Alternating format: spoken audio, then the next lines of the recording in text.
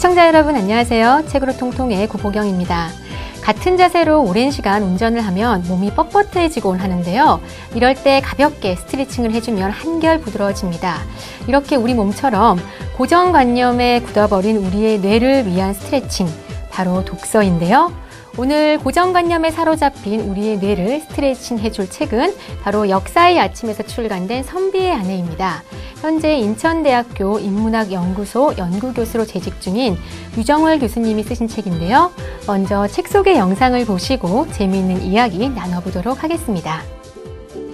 선비의 아내, 조선 양반가 아내들의 일상 다반사를 내밀하게 들여다본 인천대학교 인문학연구소 연구교수로 재직 중인 류정월 박사가 썼습니다.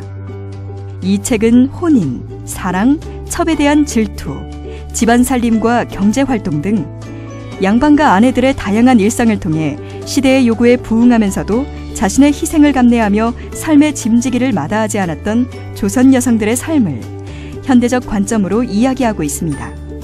또 우리에게 현모양처, 연려 등으로 고정된 조선 여인들의 모습을 탈피하여 설화, 야담, 일기, 편지 등 문학 사료를 통해 왜곡되지 않은 시선으로 자연스럽게 그려내고 있습니다. 저자는 이 책을 통해 조선의 여인들 역시 시대의 요구에 부응하면서도 일상 속에서 자신의 가치를 높이며 자존감과 자부심을 유지한 우리네 어머니라는 것을 말하고 있습니다. 오늘 이 시간 책으로 통통에서는 그저 현모양처나 또 연려 등으로 우리에게 인식되어 있는 조선 양반가 여인들을 기존의 고정관념에서 벗어나서 실제 생활상을 왜곡되지 않는 시선으로 들여다보며 그녀들의 삶을 재조명하는 시간을 마련했습니다. 이 시간 함께 이야기해 주실 분은 책의 저자이신 유정월 교수님, 그리고 패널이신 박세란 교수님과 이성균 교수님을 스튜디오로 모셨습니다. 안녕하세요. 안녕하세요. 네, 우리 작가님 유정월 본명이시죠? 네, 정월 이름에서부터 옛 향기가 솔솔 풍겨 나오는데요. 또 책 제목을 보니 선비의 아내, 사실 많은 궁금증이 막 생기게 되는 책 제목이 아닐까 싶습니다. 왜 이런 제목을 어떻게 또 지으셨고 또 책을 쓰게 된 계기가 되게 궁금한데 한번 말씀 좀 해주세요. 네, 제가 2007년에서 2008년 그 사이에 이제 이 책을 구상을 했는데요. 그때는 그 조선시대에 일단 관심이 있었고 그 여성들의 삶에 대한 책들이 별로 없었어요. 있어도 이제 그 역사학 쪽에서 뭐 교육을 뭐 어떻게 받았다 이런 책들이 주로 있어서 그 여성들이 어떤 생각을 했을까, 어떤 그 느낌을 가지고 정서를 가지고 있었을까, 뭐 그런 게 궁금해서 일단 그 여성들의 삶에 대해서 써보려고 했는데, 그러니까 자료를 보니까 그 선비의 아내, 그러니까 양반의 여성에 대해서는 많은 자료들이 남아 있거든요. 일단 양반들이 자기 주변에 이제 뭐 할머니, 고모, 뭐 아내에 대해서 행장이나 제문을 쓴 것들이 남아 있고, 그리고 이제 또 양반 여성들이 일기를 쓴다든가 뭐 편지를 쓴다든가 이런 것들이 이제 많이 남아 있어서, 저는 개인적으로 이제 뭐 백정의 아내, 아니면 뭐 농부의 아내, 다 관심이 있었어요. 환관의 아내, 뭐 다 관심이 있었는데, 근데 현실적으로 이제 작업을 할 수 있는 게 양반의 아내였고, 그래서 이제 제목이 그렇게 된 것입니다. 네, 그래서 선비의 아내를 하셨던 것 같은데, 우리 두 분 교수님들께서도 이 책을 읽으신 소감이 어떠신지 궁금해요. 먼저 이 교수님. 예. 뭐 저는 남성의 입장에서 여성의 그 어떤 생활상을 소개한 이 책자를 보면서 그 시대 이제 선비 위치에서 어떤 그 모습으로 살았을까 하는 부분에 더 관심을 또 갖게 됩니다. 그래서 여성의 생활상을 통해서 남자의 모습을 들여다보는 그런 계기가 되지 않았나 생각이 듭니다. 오늘 굉장히 흥미로울 것 같아요. 우리 이 교수님 1대 3이신 거 아시죠, 오늘? 네, 박 교수님 어떠셨어요? 네, 저는 사실 책 제목을 딱 봤을 때, 좀 답답하다. 이걸 이제 책에 딱 손을 대야 되는데, 선비의 아내라고 했을 때 조금 답답함이 느껴지고, 그래서 이제 선뜻 사실 손이 가지는 않았어요. 근데 책을 읽으면서는 작가님이 정말 꼼꼼하게 그 시대에서 그 여성상들이 어땠는지를 조명하기 위해서 정말 정성 들여서 쓰셨구나라고 그렇게 느끼면서 좀 읽었고, 그래서 궁금한 점들이 사실은 제가 역사적인 지식이 많지는 않지만 궁금한 점들이 좀 생기더라고요. 뭐 예를 들면 선비의 아내라는 사람들이 그 굉장히 희생을 하면서 살아온 걸로 보이는데 그 정서적인 어려움이나 이런 것들을 어떻게 담보하면서 그걸 어떻게 극복해 왔을까, 이런 점들도 좀 궁금해지고 해서 오늘 작가님 말씀을 많이 기대하고 있습니다. 네, 오늘 풍성한 대화 기대해 보도록 하겠는데요. 우리 작가님, 이 책은 조선 아내들의 일상 다반사를 현대적 관점으로 살펴보았다고 이제 말씀하셨는데, 그래서 구체적으로 여기 나오는 현대적 관점이라는 게 어떤 뜻인지 한번 설명 좀 해주세요. 현대적 관점이라는 말은 뭐 이론적인 그런 말은 아니고요. 그런 거죠. 그 조선시대 것을 지금으로 한번 환원을 해보겠다. 네. 가령 조선시대 그 선비들은 지금으로 치면은 어떤 사람들이었을까? 그러니까 과거를 이제 과거급제하기 위해서 공부를 하던 사람들이니까 이 사람들은 지금으로 치면은 그러니까 국가 공채 시스템 안에 들어가기 위해서 공부를 하는 고시생들이다. 이제 이렇게 생각을 하게 되면 이제 현재적 관점에서 문제의식이 생성이 되죠. 그럼 이 고시생들의 부인들은 어떻게 그 삶을 견디어내고 이루어냈을까? 그래서 그것이 이제 현재적 관점이라는 말씀이고요. 아무래도 그런 어떤 현재적인 문제의식을 생성하는 과정에는 제가 이제 그 현대를 살아가면서 부인으로 살아가면서 느꼈던 그런 어떤 것들, 이런 것들이 이제 많이 들어갈 수밖에 없었거든요. 네. 가령 저는 결혼을 하고 이제 저희 신혼집을 보수를 하는데 그때 이제 인부들이 몇 분 오셔가지고 계셨어요. 제가 처음 딱 그분들하고 이제 그 현장에서 맞닥뜨리게 됐는데 너무 낯선 거예요, 이분들이. 그러니까는 어떻게 말을 걸어야 될지 좀 무섭기도 하고, 이분들은 또 제 이야기를 들어주실 그런 준비가 없이 그냥 계속 일만 하고 그러시더라고요. 그래서 이분들은 물론 그 제 아랫사람이 아니라 제가 잠깐 일시적으로 고용했던 분들이긴 한데, 그러니까 이런 것들이 만약에 조선시대였다면 그 조선시대에는 실제로 아랫사람들이 있잖아요. 그러니까 시집간 여성들이 그 시댁의 종들을 건사를 해야 되는 거거든요. 한두 명도 아니고 10명, 20명 되고 굉장히 낯선 사람들이고 또 나이는 많을 거고 시댁 문화에는 훨씬 더 적응되어 있을 거고, 그래서 어땠을까, 이런 것들을 이제 그 현재적 관점에서 생각을 해요. 그렇게, 그러니까 우리 삶을 한번 그 시대에, 또 그 시대를 또 우리 삶에 한번 투영시켜 보니까 한번 또 비교가 되기도 하고 또 적용도 되기도 하고 또 다른 어떤 그러한 관점들이 생길 것 같은데요. 그래서 아마 많이 공감이 가는 부분들이 많을 것 같아요. 우리 출연하신 교수님들께서도 아마 동침이라는 프로그램 뭐 케이블 TV에서 아마 보셨을 것 같아요.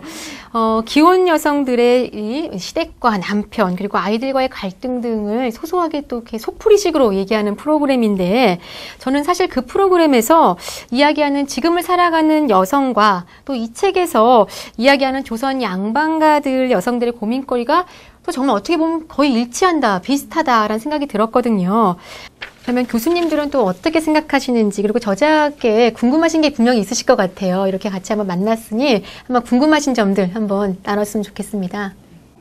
예, 저는 그 현대사회에도 사실은 가부장적인 그 유교적인 시대관을 가지신 분들 많이 보거든요. 이제 제가 상담심리학과니까 이제 상담을 하다 보면은 현대사회에서도 좀 굉장히 엄격한 기준을 가지고 다른 자식들을 다루고 또 부인한테도 그런 유교적인 문화를 막 강요하기 때문에 자식들이 막 분노에 차서 가족 상담에 오기도 하고, 또 부인 같은 경우에 정말 인내의 아이콘으로 평생을 진짜 그걸 참느라고 보내시는 분들도 있고 그래요. 그래서 사실 이 글을 읽으면서 현대 사회에도 그런 유교적인 전통과 선비의 아내 같은 모습들이 많이 남아있는 것 같다는 생각을 했고, 그래서 그런 부분들 작가님이 어떻게 생각하시는지 일단 그게 먼저 제일 궁금했고요. 예, 또 두 번째로는 사실 심리적으로 되게 척박한 환경 속에서 살아남아야 되는 사람들이었다고, 무거운 짐을 지고 가는 사람들이었다는 느낌을 저는 받았는데, 그렇게 척박한 환경 속에서 그런 심리적인 짐들을 과연 이제 정말로 온전하게 수용할 수 있었는지, 이제 이것도 좀 궁금하더라고요. 그러니까 내가 자부심을 느끼면서 그 자리에서 긍정적으로 한 사람들도 있을 테고, 또 어떤 분들은 정말 부처님 가운데 토막처럼 이렇게 참아내신 분들도 있을 것 같고, 또 어떤 분들은 그걸 참지 못해서 정말 폭발시켜버리고 싶은데, 네, 그런 분들도 있을 것 같고, 그래서 그런 생활상들에 대해서 대해서 알고 계신 것들을 좀 얘기해 주시면 제가 되게 재밌게 들을 수 있을 것 같습니다. 네. 예. 먼저 처음 질문하신 그 부분, 현대의 가부장제와 비교해서 질문하신 부분에 대해서는 조선시대가 지금으로부터 굉장히 오래 전이잖아요. 그런데도 불구하고 조선시대에 여성들이 나름대로의 자율권을 가지고 있었어요. 선비의 아내 같은 경우에도 잘 아시는 것처럼 이제 곡간 열쇠를 갖는다라는 것, 그거는 일종의 살림권인데, 근데 이 살림이 작은 살림이 아니에요. 지금처럼 4명, 5명 이렇게 핵가족이 아니고, 아까 말씀드렸던 것처럼 그렇게 정말 대가족의 또 많은 종들을 거느리는 그런 살림이었기 때문에 그 자율권을 이제 가지고 있었다는 것. 그리고 또 이제 선비들이 아까 말씀드렸던 것처럼 공부하는 사람들이잖아요. 특히나 어떤 공부냐면 지금으로 치면 인문학 공부거든요. 그러니까 인문학자들하고 같이 사는 거예요. 이 사람들은 이제 글 쓰는 게 일인 거죠. 글 쓰는 게. 그렇기 때문에 이제 부인에 대해서 흔하지는 않지만은 고마움을 시로 써서 표현하는 것도 있고, 그리고 또 이제 부인이 죽었을 때, 그렇죠. 부인이 죽었을 때 어떤 제문이나 이제 행장 같은 것들을 다른 사람한테 부탁하면서 이 부인의 어떤 대한 인정, 이런 것들을 뒤늦게나마 글로 남기기도 하거든요.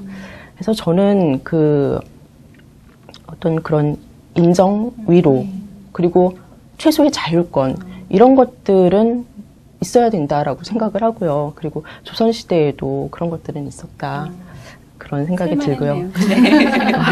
지금의 그런 어떤 좀 가부장적이고 어떤 분은 또 되게 폭력적이기도 하죠. 이런 분들하고는 좀 다르지 않았을까라는 생각이 좀 듭니다. 그리고 두 번째 질문하신 부분, 어떻게 그런 심리적인 어려움을 감당했을까? 그런 부분은 제가 그렇게 많이 생각해 보지는 않았어요. 근데 아마도 많은 교훈서들이 있거든요. 여성들이 읽어야 되는 내운 여사서부터 연려전 그러니까 이런 것들을 읽고 내면화시킨 부분이 있고, 어려서부터요. 그리고 이제 자기가 어려서 보는 고모, 이모, 할머니가 다 그렇게 사시는 거죠.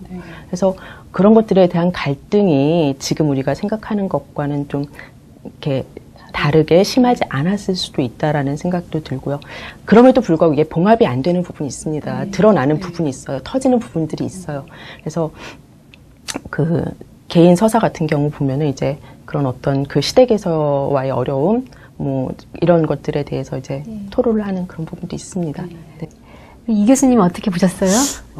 저는 이제 남성의 입장에서 관심사를 이렇게 쭉 찾다 보니까, 아내는 공경의 대상, 첩은 사랑의 대상이다. 이렇게 여겼다는 시대의 이야기가 작가 선생님이 판단하신 건지, 아니면 시대의 선비들이 나름대로 합리화를 시키기 위한 하나의 방편으로 그런 이야기를 했는지, 그게 좀 궁금합니다.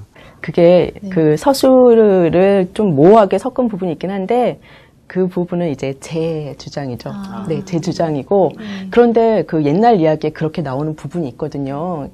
제가 우스개도 이제 거기에 써놨었는데, 남편이 자꾸 이제 첩에게 들락거리니까, 왜 나한테 잘해주지 않고 그러느냐 그랬더니, 첩은 공경의 대상이고 풀지 못한 것이 있기 때문에 어쩔 수 없이 이제 찾아간다, 첩을. 사랑의 대상. 그러니까 처는 공경의 대상이니까 어쩔 수 없이 이제 첩을 찾아간다, 이렇게 얘기를 해요. 그러니까 부인이 막 화를 내면서 내가 언제 공경해달랬냐, 내가 언제 존귀하게 대해달랬냐, 내가 언제 남다르게 대해달랬냐, 이러는 부분이 있거든요.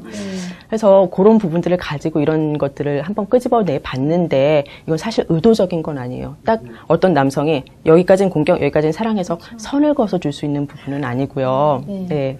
그러니까는 이런 어떤 정황들을 보았을 때 이제 가능한 추론인데, 제가 관심을 가졌던 부분은 더 나아가 이런 어떤 아내에 대한 공경이 어떻게 다른 방식으로 이용되거나 이러는 부분이 있지 않을까, 그거였고요. 보니까는 정말 선비들은 부인을 공경하는 것을 이제 주로 밤에 어떻게 같이 잠자리를 하지 않는 것, 이런 걸로도 많이 표현을 했는데, 그게 공경의 그렇죠. 표현이라고. 예. 그러니까 그런 것도 이제 있거든요. 그러면서 그 이유가 학문을 하기 위해서, 밤에 이제 공부가 잘 되니까. 또 어떤 경우는 그러니까 청백리가 돼야 하는데, 관리는 이제 청렴해야 하잖아요. 근데 부인과 백인머리 송사를 하다 보면 그게 어려우니까 뭐 이런 식으로 이제 다른 방식으로 나타나기도 하더라고요.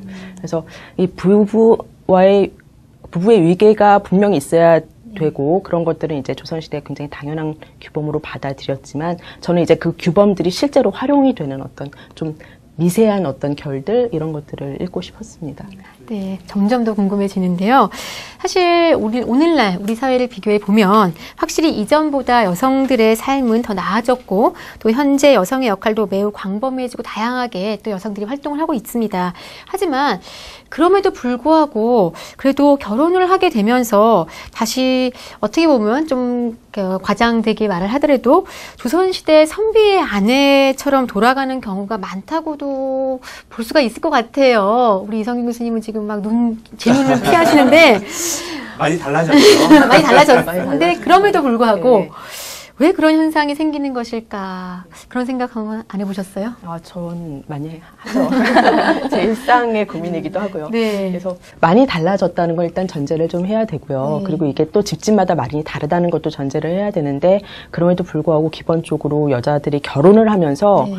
예나 지금이나 다름없이 네. 그 감정 노동이 배가가 된다는 거죠. 네. 감정 노동자가 된다는 거죠. 이 시댁 식구들과의 관계 이런 것들을 해가는데 네. 여전히 약자로서 이런 감정 서비스를 해야 되는 부분들이 여전히 있다는 것 이게 이제 한 가지 공통점이고 또 다른 그 조선시대와의 공통점을 생각하자면 이거는 가사 때문인 것 같아요. 그러니까 예, 네. 저는 드라마에서 그런 이야기를 들었거든요. 그 맞벌이 부부였는데 퇴근하면서 이 부인이 또 다른 직장으로 간다 이렇게 얘기를 하더라고요. 네. 저는 정말 그 동감했었어요. 예. 합니다. 근데 이제 전업주부 같은 경우에는 퇴근이 없는 직장에 있는 거죠. 그래서 이런 부분들 직장을 2개 가지거나 아니면 퇴근할 수 없는 직장을 가지는 이런 부분들은 조선시대나 지금이나 여성들에게 마찬가지지 않을까라는 생각이 듭니다. 저도 예전에 어떤 그 신문에서 봤던 것 같은데 어떤 논문에서 그런 말을 하더라고요. 여성들과 남성들을 비교했을 때 그 역할이 변할 때, 그러니까 예를 들면 직장에서의 뭐 직장인으로서, 그다음에 가정에서 아버지로서, 여자는 직장에서 있다가 이제 어머니로서 이렇게 역할이 변할 때 그 변할 때 오는 스트레스의 강도가 여자가 훨씬 높다는 말을 하더라고요. 그러니까 여자들이 어머니로서, 아내로서 또는 주부로서 이럴 때 그 역할의 스트레스가 굉장히 높다고 하는데 이런 거와 관련이 돼 있는 것 같아요. 우리 박사랑 교수님은 어떻게 생각하세요? 네, 저는 사실 그 조선시대의 결혼과 지금의 결혼이 그렇게 크게 다르다라고 느끼지 않는 점들이 있는데요.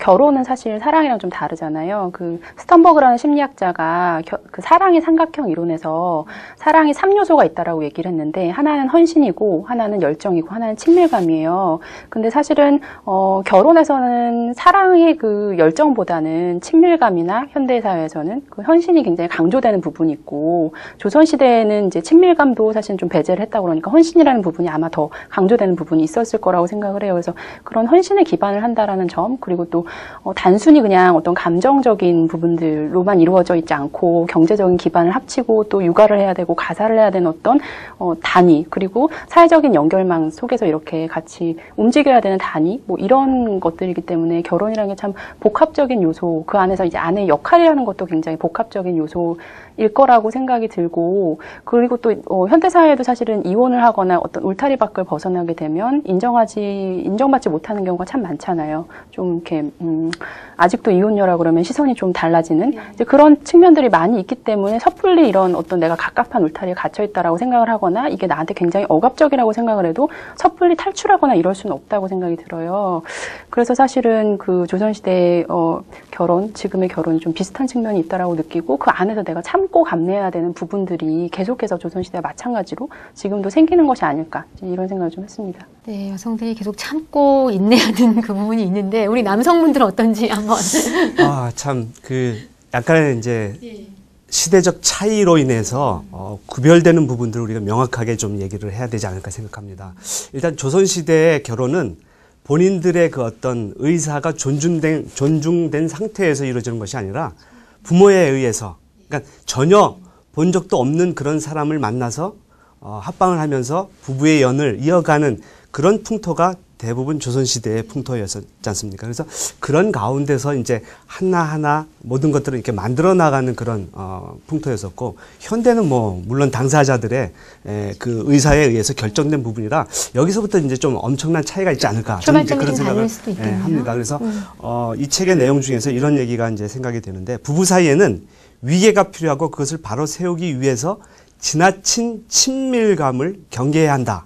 이런 어떤 부분들을 들으면서 오히려 남성의 입장에서 이것을 변명 내지 합리화시키는 그런 차원에서 아까 작가 선생님이 얘기했던 아내를 공경의 대상으로, 첩을 사랑의 대상으로 이렇게 주장하는 것이 아닌가, 이런 생각도 좀 들게 됩니다. 그래서 좀 더 그 현대에도 부부에 대한 그 어떤 위계 질서가 있어야 되지만, 사실은 가정이라는 것은 부부 사이의 사랑으로 인해서 시작된 거다라고 저는 봅니다. 물론 이제 부차적으로 경제적인 여러 가지 사항들이 부가적으로 이제 같이 이제 포함이 되지만은, 그래서 이런 부분들에 대한 것들을 좀 구별해서 생각할 때에 좀 다른 차이점으로 저는 또 이렇게 바라봅니다. 네, 또 책으로 한번 돌아가 볼 텐데요. 책 내용 중에 보면 여전히 또 이렇게 민감하게 나오는 부분이 남편들의 외도, 또 첩에 대한 질투, 또 남편에 대한 서운함으로 고민하는 이제 그 부인들의 모습이 나오는데, 이 중에 이제 인물 중에서 강씨 부인이 소주를 맵게 해서 먹고 죽고 싶다라는 표현이 나옵니다. 제가 이 말 듣고 섬찟했거든요. 그 소주를 가뜩이나 그걸 또 맵게 만들어서 먹고 죽고 싶다라는 얘기가 나옵니다. 죽을지 모르겠지만 오죽했으면 이랬을까라는 생각도 들기도 하는데, 우리 유 교수님, 조선시대에는 첩을 두는 게 보편적이었죠?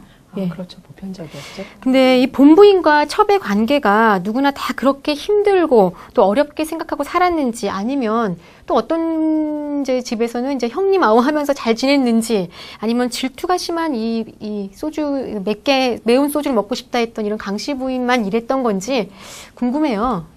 이게 사실 이것도 굉장히 일률적으로 얘기하기는 굉장히 어려운 부분인데요. 네. 제가 이제 말씀드리고 싶은 거는, 이게 시스템적으로 볼 때에는 크게 갈등이 없었다, 이런 주장도 있습니다. 왜냐면은 첩은 그렇죠.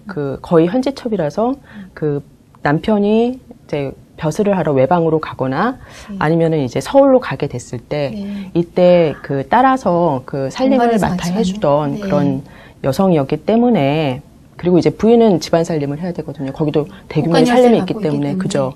그래서 그렇게 서로 보지 않고 떨어져 있고, 또 역할이 다르고 신분이 다르죠. 그래서 크게 질투하지 않았을 것이다, 이런 주장이 이제 있기는 한데, 제가 생각하기에는 그럴 수도 있을 것 같긴 하지만, 실제로 이 강씨 같은 경우에는 남편이 외직을 나가는데 거길 따라가거든요. 남편이 싫어해요. 따라오지 말라고 해요. 굳이 따라가요. 그러고선 이제 첩을 남편이 이제 그때 처음으로 이제 첩을 들이니까 질투를 엄청나게 하는 거죠. 이 첩이 뭐 얼마나 살림을 할 수 있겠느냐. 아마 인두도 못 찾을 거다, 이러면서. 그래서 같이 살게 된다면 이거는 감정적인 문제가 있을 수밖에 없다는 거. 그리고 이거는 본부인이 첩에 대해서뿐만 아니라 첩도 역시나 본부인에 대해서 가질 수 있는 어떤 감정들이 있을 것 같아요. 실제로 조선시대에 첩이 남편과 모의해서 본부인을 살해했던 그런 사건들도 있고, 반대의 경우도 꽤 많습니다. 그래서 이거는 어떤 감정적인 부분으로 접근을 했을 때에는, 그러니까 제도적인 문제가 아니라, 그럴 때는 분명히 질투, 이 부분을 빼놓고 얘기하기는 참 어렵지 않을까 생각을 합니다. 물론 이제 남편이 어떻게 하는가 뭐 이런 부분도 있고, 그 부인이 어떤 사람인가 이런 부분도 있겠지만은 실제로 질투를 유발하기 굉장히 좋은 그런 환경이 있었다는 거죠. 네, 우리 박 교수님 어떠셨어요? 저는 읽으면서 그 생각을 했는데요. 내가 만약에 조선시대에 났고 또 선택을 할 수 있다면 처가 되는 게 나을까, 첩이 되는 게 나을까. 다른 분들 어떻게 생각하실지 되게 어려운 문제더라고요. 근데 이제 처가 되는 게 낫죠. 저는 곡간 열쇠. 사랑받는 처가 되는 게 낫죠. 네. 곡간 열쇠와 함께. 네, 곡간 열쇠 때문에 이제 처가 되는 게 좀 낫겠다. 근데 내가 처가 된 입장에서 만약에 첩을 바라본다면 어떤 느낌이었을까를 생각을 해보면, 그래도 남편이 내 자리를 인정해주고, 또는 애기 엄마로서, 또는 살림을 하는 안주인으로서 내 자리를 온전히 보전을 해주면서, 그것들을 인정을 해주면서 간혹 한 번씩 조금 바람을 피우듯이 했다고 하면, 그 시대의 가치관에 비교해봤을 때는 그래도 참을만 했을 것 같다는 생각도 좀 들고요. 또 첩을 바라볼 때는 약간 좀 질투의 감정도 있지만, 측은한 마음. 측은한 마음, 네. 너도 참 고생한다. 나중에 이제 뭔가 보장되지도 않는 삶을 사는 그 여자에 대한 측은한 마음도 조금 가졌을 수 있을 것 같다는 생각이 들더라고요. 예. 네. 이 교수님 어떠셨어요? 예, 사실 선비 입장에서 여러 가지 변명 내지 합리화를 시키는 이야기 내용들을 책에서 보면서, 이거는 사실 남성으로서의 그 어떤 아내에 대한 기본적인 어떤 양심 내지 도덕, 윤리 이런 측면에서 생각한다면은 이건 절대로 제 입장에서는 용납할 수 없는 부분이 아닌가 이렇게 이제 생각도 합니다. 그러면서도 한편으로 좀 뒷부분에서 좀 생각이 되었었지만은 남성 입장에서는 이렇지만 또 여성의 입장에서 아내 입장에서는 또 다른 어두운 면이 없지 않았나, 있지 않았나 이런 생각도 가끔 이제 해보면서 그런 이야기 줄거리의 내용들도 또 다른 그 어떤 측면에 있어서 좀 소개를 했다면 좀 이렇게 그런 어떤 상황들에 대한 남성과 여성, 아내와 남편의 그 관계가 참 이렇게 미묘하고도 힘든 그런 상황 속에서 지냈다라는 것들을 좀 이해하기가 쉽지 않을까 이렇게 생각을 해봅니다. 네, 이번에는 밑줄 쫙 낭독의 시간입니다. 책을 읽으면서 가장 공감되거나 혹은 독자들에게 들려주고 싶은 부분들이 있었을 텐데요. 한번 읽어주세요. 네. 제가 일단 읽을게요. 네, 저는 그 책의 마지막 부분에 소주제가 삶이란 자질구레함의 총체라는 그 소주제예요. 이 말들이 되게 와닿았는데요. 자, 선비의 아내들은 마지막 순간까지도 삶을 산다. 죽고 사는 것은 낮과 밤 같은 예산 일입니다. 어찌 슬퍼하면서 가는 자의 마음을 어지럽게 하십니까? 선비의 아내들은 제사에 쓸 오이를 따라고 하고 또 자신의 제사에 쓸 음식의 종류와 가짓수를 정하고 오라버니에게 올릴 술을 걱정하고 늦게까지 깨어있는 남편의 잠을 재촉하고 아들의 밥을 지어 먹인다. 아내들의 삶은 마지막까지 자질구레하다. 하지만 삶이란 원래 자질구레한 것의 총체가 아닐까. 별것 아닌 것들로 인해 삶은 별것이 된다.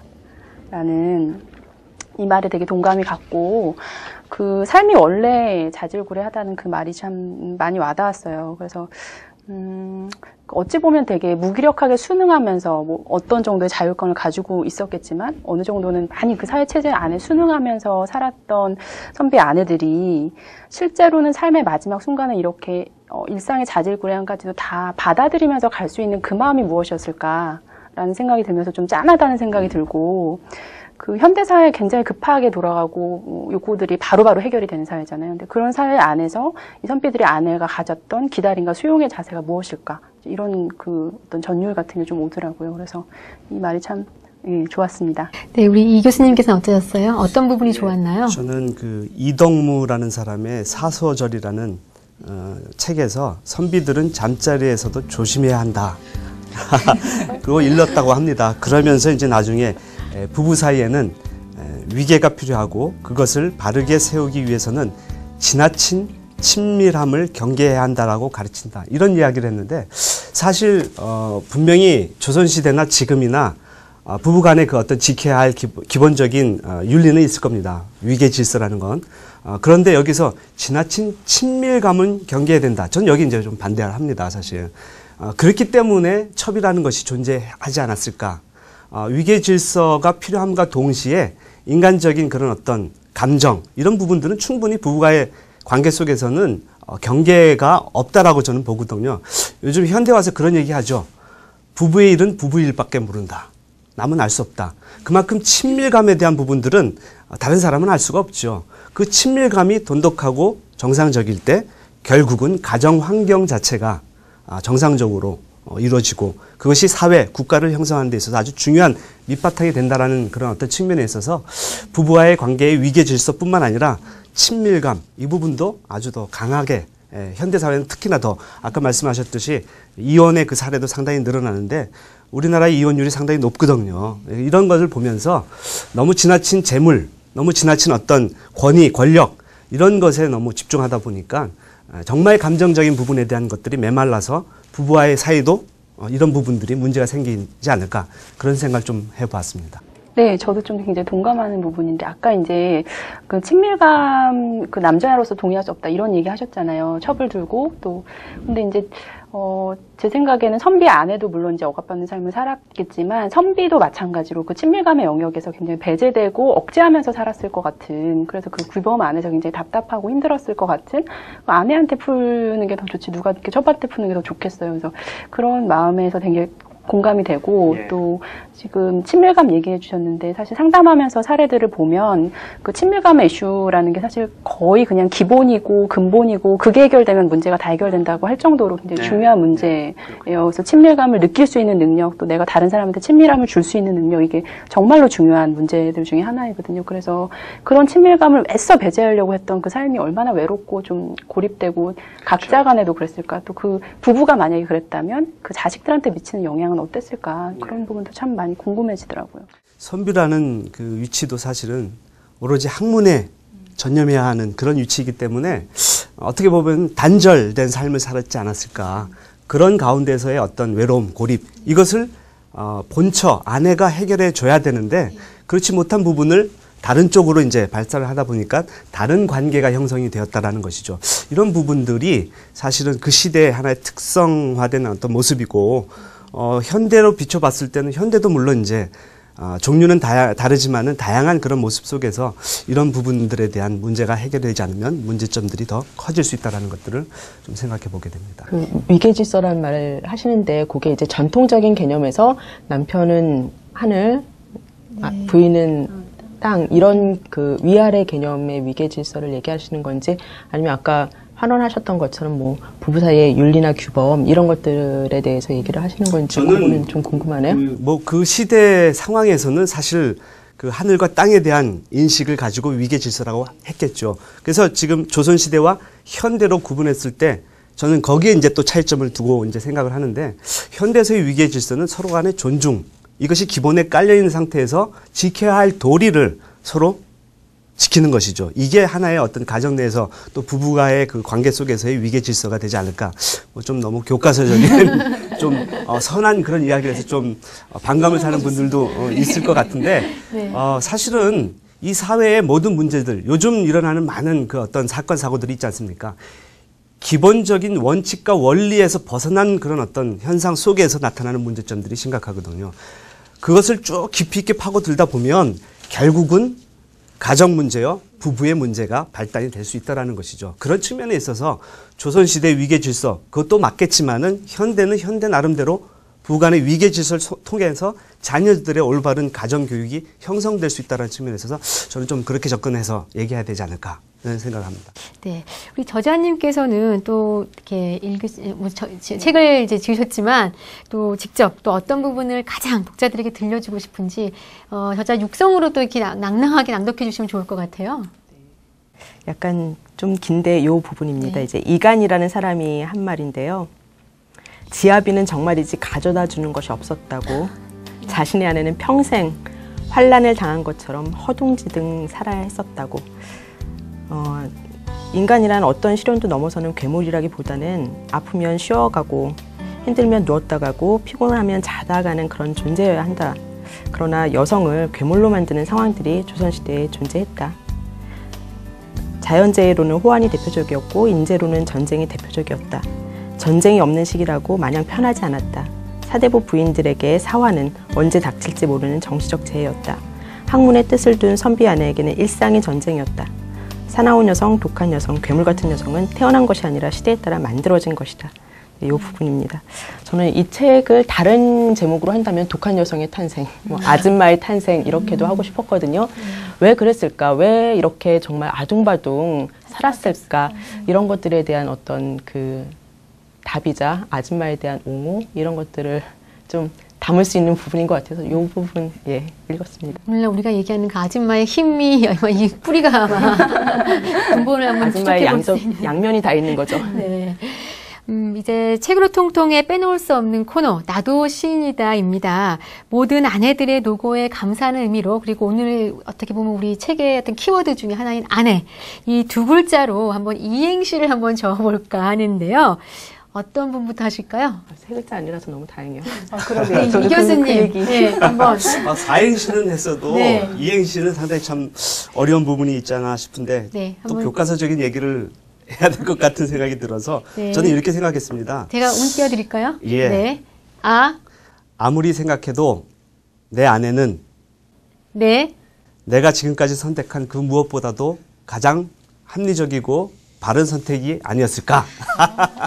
네, 좋은 말씀인데 굉장히 그렇죠? 의도적인 것 같다. 네, 네. 제가 미리 그렇게 말씀을 드렸습니다. 제가 할게요. 네. 자, 이제 우리 유 교수님께서 해주세요. 제가 운 띄워드릴게요. 네. 내게도 아내가 있으면 좋겠다. 동감입니다. 예, 의미가 좀 깊군요. 네. 예, 예. 우리 박 교수님도 기대가 되는데요. 제가 띄워드릴게요. 아이처럼 곱고 생기러웠던 그 마음이 네. 내 안에는 아직 숨쉬고 있다네. 네, 되게 또 의미가 있는 또 따뜻한 우리 시인, 우리 박 시인님의 시적인 감정. 네, 잘 읽었습니다. 선비의 아내와 함께 읽으면 좋을 책 어떤 것들이 있는지 소개 영상으로 보시고 나서 더욱더 재밌는 이야기 이어가도록 하겠습니다. 안녕하세요. 책으로 통통 함께 읽으면 좋을 책 코너의 이보미입니다. 오늘 여러분과 함께하는 책은 선비의 아내입니다. 이 책과 함께 읽으면 좋을 책에는 어떤 것들이 있는지 함께 살펴보시겠습니다. 첫 번째 책은 옛 여인에 빠지다입니다. 이 책은 고전 소설 속 15명의 여성을 5장의 주제로 나누어 소개하고 옛 여인의 다양한 빛깔을 전합니다. 옛 글과 옛 여인의 삶을 읽어주는 저자의 글을 따라가다 보면 조선의 생동하는 사회상과 여성상을 느끼고 우리 삶을 정확히 비춰볼 수 있습니다. 두 번째 책은 조선에서 여성으로 산다는 것입니다. 이 책은 조선시대 여성들이 직접 쓴 편지, 수필 등 그녀들이 남긴 글을 통해 당대 여성들의 삶을 들여다봅니다. 기생, 다모 등의 천원 직업의 여성부터 양반 교수, 왕실의 공주에 이르기까지 다양한 계층의 여성들의 이야기에서 독자들은 기존의 조선 여성들의 순종적인 이미지가 아닌 부당한 남성 이데올로기에 항거하고 죽음 앞에서 망설이며 인간답게 살고 싶어하는 여성들의 모습을 만나볼 수 있습니다. 마지막으로 세 번째 책은 조선을 뒤흔든 16인의 기생들입니다. 이 책은 인물들의 심리를 섬세하게 잡아내는 데 탁월한 저자 이수광이 전하는 16인의 조선시대 기생 이야기입니다. 지배층인 사대부와 문화를 공유하면서도 질곡의 삶을 살아야 했던 조선의 기생들을 통해 조선의 여성사를 살피고 그 시대의 여성상을 똑바로 바라보게 해줍니다. 어떠셨나요? 오늘 제가 말씀드린 3권의 책을 함께 읽어보신다면 선비의 아내를 보다 쉽고 재미있게 읽을 수 있을 것입니다. 그럼 다음 시간에 뵙겠습니다. 네, 영상을 보니 조선시대 여성을 다루는 책이 많은데요. 우리 두 교수님들께서는 어떤 책을 또 함께 읽어보고 싶으신가요? 우리 박 교수님부터 한번. 네, 저는 그 영상에 소개된 3개의 책들 다 재밌을 것 같은데 그 중에서도 이제 첫 번째 책이 어떤 내밀한 욕망 그리고 그런 것들을 어떻게 해소했는지를 잘 보여주는 책일 것 같아서 첫 번째 책을 추천하고 싶습니다. 네, 우리 이 교수님은요? 저는 거기에서 소개한 책보다는 이렇게 문득 떠오른 부분들이 있어서 말씀드리면은 평강공주 얘기. 이게 좀 여기에 결부시킨다면 좀 맞지 않을까 싶은 생각도 듭니다. 바보 온다를 어떻게 내조를 잘해가지고 그 고구려의 그 위대한 장군으로 만든 그 내용이 뭐 다양한 책이 소개가 되었을 거라고 보는데 그 부분이 이제 생각이 나서 그것을 추천을 한번 해드리고 싶습니다. 네, 함께 읽을 책에서 보았듯이 또 요즘 옛 여성을 재조명하는 부분에 관심이 많아진 것 같습니다. 그런데 우리가 흔히들 이렇게 여성을 주제로 한 사극을 보면 뭐 어우동, 뭐 기왕후 등 이렇게 흥미 위주의 이야기로 이제 부분들이 이렇게 초점을 맞춰져서 좀 이렇게 지나치게 왜곡되는 부분도 없지 않아 있는 것 같아요. 아니면 뭐 궁중 암투극 막 이런 얘기들이 굉장히 많은데 혹시 이런 부분에 대해서 어떻게 생각하세요? 그 사극에 등장하는 여성들은 대부분 이제 그 대왕 대비마마, 왕비마마 이런 권력자인 경우가 많고 선비 안에는 이제 등장을 하더라도 배경으로 등장을 하죠. 그죠? 이제 그 선비가 이렇게 글 공부하고 있으면 뒤에서 바느질하는 모습으로 주로 많이 등장을 하는데 저는 그 바느질한다 그 모습을 좀 스포트라이트를 거기로 한번 이동을 하면 어떨까. 그게 굉장히 우연하게 바느질하는 걸로 계속 되긴 하지만 정말 바느질 많이 했거든요. 왜냐면은 뭐 이렇게 새로 만들고 깁고 이런 것도 있었지만 기본적으로 이제 모시옷 같은 경우는 다 뜯어서 빨아야 돼요. 그러면 다시 옷을 입을 때 바느질을 해야 되는 거죠. 그래서 정말 바느질을 많이 할 수밖에 없었는데 이분들은 도대체 언제 자고 뭐 이런 것들에 대해서 이제 좀 그 조명을 해야 될 때가 이제 오지 않았을까 이런 생각이 들고요. 또 다른 한편으로는 이제 그 선비의 아내이지만 굉장히 그 어려운 일들을 겪었던 그 가령 이제 이희명의 딸 같은 경우는 신임사화에서 그때 좌의정 우의정을 하던 아버지가 갑자기 하루아침에 죽고 큰 오빠가 죽고 사사당한 거죠 다. 이제 장조카가 노비가 되고 이런 상황 속에서 집안의 문집을 다 이제 그 수집하에서 그 관리하고 그리고 이제 뭐 장사를 지내고 이런 것들을 다 맡아서 하거든요. 그래서 이런 여성 같은 경우 새로운 콘텐츠로 좀 개발을 할 필요가 있지 않을까라는 생각이 듭니다.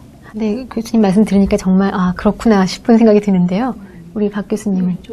작가님 말씀을 들으니까 마찬가지로 그런 진정성 있는 삶, 사실은 이렇게 우리가 밝게 스포트라이트를 비추는 그런 눈에 띄는 삶이 아니라 사실은 그렇게 소소하게 살아내는 삶이라는 게 참 궁금하고 그럴 때 우리가 감동을 느끼는데 그런 삶에 대해서 참 궁금해지고 그런 부분들이 우리 드라마에도 좀 반영이 돼서 현실을 반영했으면 좋겠다는 생각이 듭니다. 네, 이 교수님은. 저는 그것이 떠올랐습니다. 어떤 것이냐면 최근에 봤던 드라마 내용이 한번 떠올랐는데 내조의 여왕 아마 많이들 보셨을 겁니다.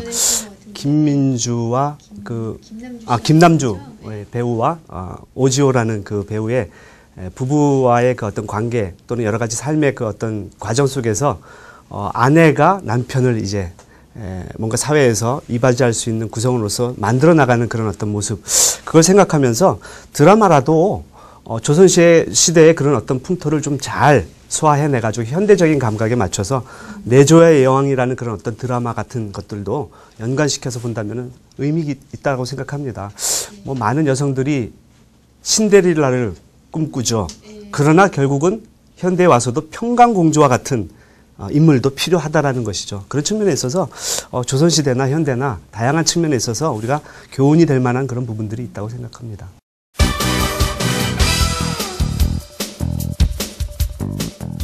네, 자, 이쯤에서 이번 시간은 찬반 토론 시간입니다. 우리 잘 알려진 5만 원권의 신사임당이 선정될 때 사실은 굉장히 많은 찬반 의견이 있었어요. 여성의 덕목으로 우리 현모양처라는 것들 결부시키는 것에 찬성, 반대 카드를 제가 이제 하나, 둘, 셋 하면 들어주세요. 하나, 둘, 셋.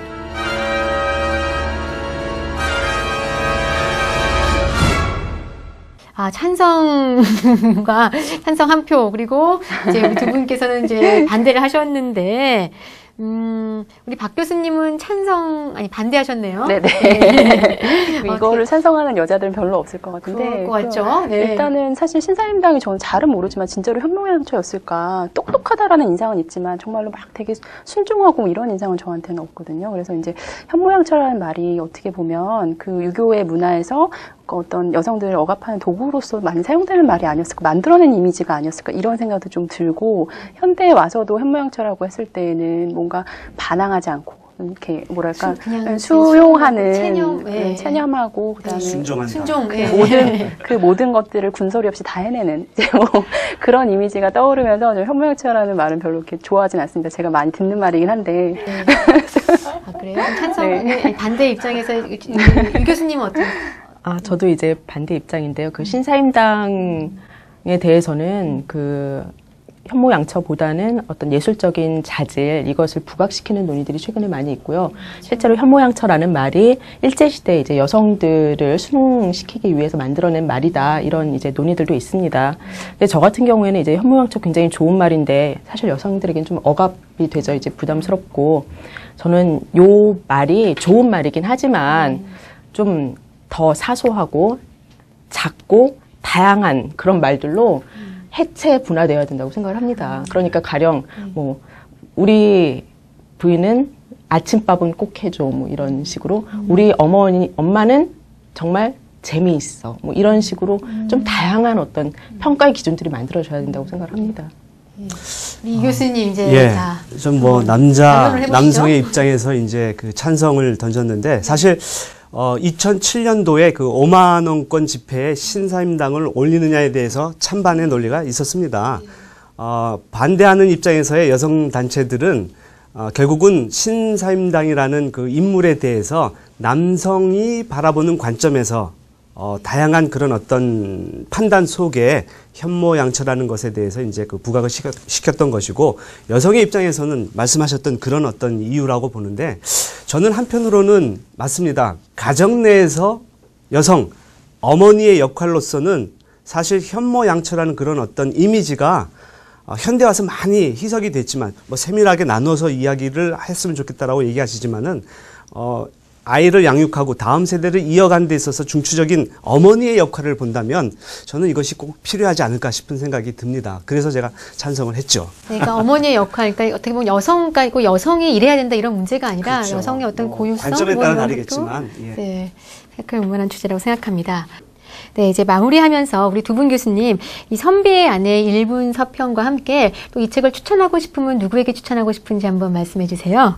우리 이 교수님부터. 예, 저는 아까도 계속 지속적으로 말씀을 드렸지만은 그 시대의 현모양처의 모습과 조선시대죠. 현대의 현모양처가 되기 위해서 갖춰야 할 그 여성의 역할, 이런 부분들을 좀 같이 비교해 가면서 생각해 볼 수 있는 그런 어떤 책이 아닌가라고 생각합니다. 그래서 많은 사람들이, 특히나 이제 여성분들이 조선시대 여성의 모습들을 통해서 지금 현대에도 지켜야 할 부분, 갖춰야 할 부분, 또 나름대로 그 한 인격체로서 충분히 자기의 그 어떤 역량을 다 발휘할 수 있는 그런 여성으로서의 상을 만들기 위해서는 이 책을 통해서 조선시대 여성상도 봐야 되지 않을까, 그런 어떤 생각들을 해봅니다. 그래서 젊은 여성들, 이제 아이를 낳기 이전에 결혼한 그 여성들이 한번 보는 것이 좋지 않을까, 좀 너무 그 넓은 의미에서 이제 추천의 그 말씀을 좀 드립니다. 박 교수님은요? 저는 사실 사람들이 다 태양이 되고 싶어 하고 자기가 중심이 되고 싶어 하잖아요. 근데 이제 그 중심이 될 수 있는 사람은 굉장히 작고, 또 태양이 빛나면은 그 나머지 분들은 다 이제 빛을 잃어버리는 그림자 같은 존재가 되는 이제 인생사라고 생각을 하는데, 그 선비의 아내 허드렛 일이라든지 뒤에서 하는 일, 진짜 그림자 같은 일들을 수고로움을 마다하지 않고, 또 자식과 남편을 위해서 또 본인을 위해서이기도 했겠지만 그렇게 이제 희생을 하고 사는 삶을 살았다라는 부분에서 이제 그 감동을 받았었고, 그 있을 때는 잘 모르다가 이제 죽고 나서야 이 소중함을 알게 되는 아내의 상자를 보고서 소중함을 알게 되는 이런 선비의 모습들이 나오잖아요. 그래서 참 그런 모습들이 되게 아련하게 느껴지는 책이었던 것 같습니다. 그리고 또 한편으로는 이제 그 허생 얘기도 좀 기억에 남는데요. 이제 허생이 7년 동안 1분이 넘어갈지도 모르겠는데, 네, 그 10년 동안 공부를 해야 되는데 내가 7년뿐이 공부를 못한다 너 때문에 라면서 이제 그 아내를 탓했던 장면이 있어요. 근데 이제 그 탓함을 받는, 나 너무 배고프고 지금 힘들어라고 호소하는 그 아내의 마음이 어땠을지, 그거에 대해서 궁금함이 이르시는 분이라면 이 책을 읽으셔도 참 좋을 것 같다는 생각이 듭니다. 오늘 책으로 통통과 함께하고 있는 선비의 아내, 시청자분들은 어떻게 보고 계신지 궁금한데요. 이 방송을 보신 후 여러분의 시청 소감을 아래 보이는 자막 메일로 보내주시면 세 분을 선정해서 선비의 아내 한 권씩 보내드리도록 하겠습니다. 시청자 여러분의 많은 참여 부탁드립니다.